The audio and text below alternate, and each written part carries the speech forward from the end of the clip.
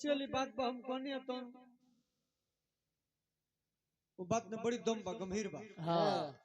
हम ही ना कहनी करो मत मनाई रो रोज मनाई हमरा कह सके नफा बा डेली के काटे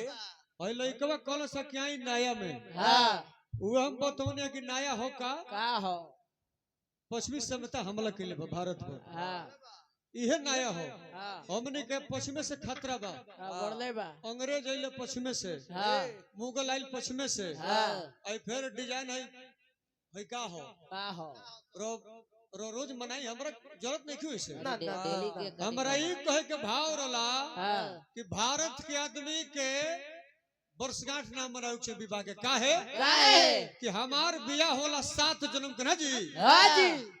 7 जन्म के फेरा लियाला हां कि हमारा मेहरारू से 7 जन्म के फेरा बा हां कि विदेश के ब्रिटेन के मेहरारू और मेहरारू और भाभी ब्रिटेन के अगर ब्रिटेन के रहते हम कहते कि हरौरो गारंटी नहीं खजे पहुंची कारे 1 घंटा कौन गारंटी बा जी ये जे तो वो विदेश के लोग मनावेला सुनी हां विदेश के लोग मनावेला और मेहरारू के गारंटी नहीं खे हां 1 घंटा हमरा संग 1 घंटा के बाद कहां पहुंच जी ओकर गारंटी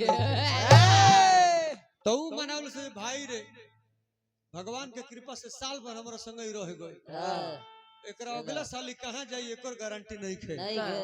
और औरो हम ना मनाइले काहे कि हमरा मेहरारू के 7 जन्म के फेरा बा रौरा गारंटी नहीं खे जे भौजैया कब बहुत जे सर ना बाबा के ई डर बाटे कि अब बूढ़ पुरानिया भई नहीं आगे साल रहम कि ना रहम पढ़ले बा ना ना ई बात कहे के दूसर का बात रो कोनी है श्राद्ध रुको रुको एहू में दम बा श्राद्ध सुनी आनंद जी सुखनंदन यादव जी व्यास शिरोमणि कहाइले श्राद्ध कहां से बनल बा कहां से शास्त्र से हां श्राद्ध देखिए एकर का नाम है एकर नाम हो कर्मकांड हां वेद के 1 लाख मंत्र बा 3 गो कांड बा ज्ञान कांड उपासना कांड कर्मकांड कर्मकांड के 80,000 मंत्र बा हम बोले लगम तो 1.5 घंटा लग जाए हां 1.5 घंटा लगी खाली कर्मकांड के 80,000 मंत्र के बताई तो वही में बताल बेकर कहल जाला कर्मकांड कजिया ना एकरा कहल जाला प्रेत मंजरी कर्मकांड हो और प्रेत मंजरी हो तो शास्त्र के विधि से किया हुआ पिंडदान को श्राद्ध कहते हैं वही को हमने क्या भाषा में कहले जाके हाँ भाई श्रद्धा हो गई का अतही में पिताजी के नाम पर ही भजन होता है इतना पंडित जी लोग के दान दिए भाई श्रद्धा से कहल गेल तकरा के श्राद्ध भी कहल जाला बकाई बाबा कहे के काबा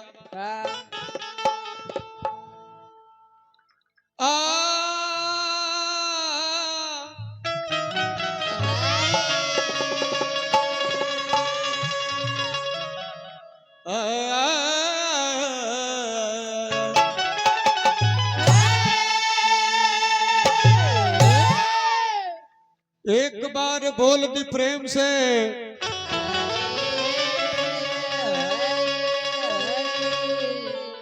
शिव शंकर भगवान की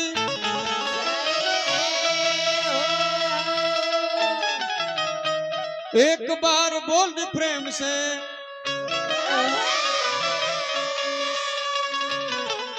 मैया याद शक्ति भवानी की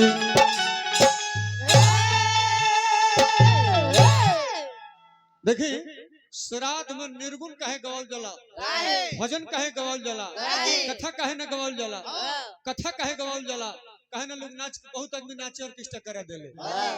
ना लिखल बा गरुड़ पुराण में पहले हमने के पुरानिया लोग के शरीर लोग छोड़े तो गरुड़ पुराण के पाठ पढ़ल जाओ काहे वो पाठ सुनावला से